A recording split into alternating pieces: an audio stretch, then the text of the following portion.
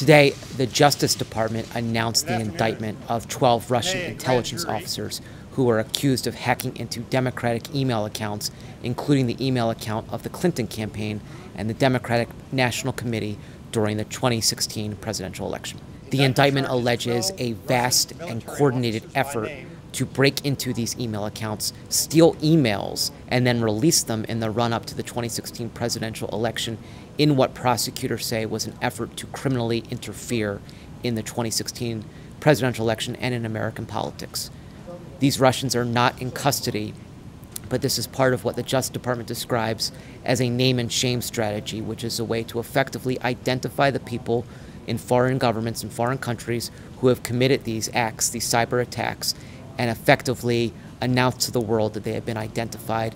And the Justice Department for years has now seen this as a deterrent for future hacks.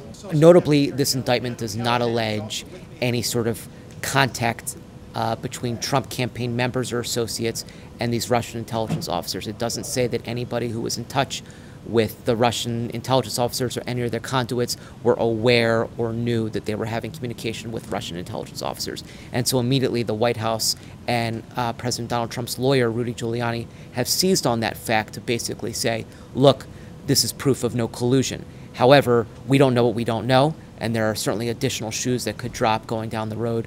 It's impossible to rule out any additional developments. President Trump is supposed to meet with Vladimir Putin on Monday, so this indictment comes just 3 days before that meeting. It also comes as the president is currently in England, where he's going to be having meetings with the royal family. So this is certainly not a development that the president wants to have to deal with as he's trying to have these foreign meetings, including with Vladimir Putin. One thing he has said is that, of course, he's going to bring up the Russian hacking with Putin, although he has said, what do you expect him to say? Do you expect him to effectively admit guilt or say that he did it?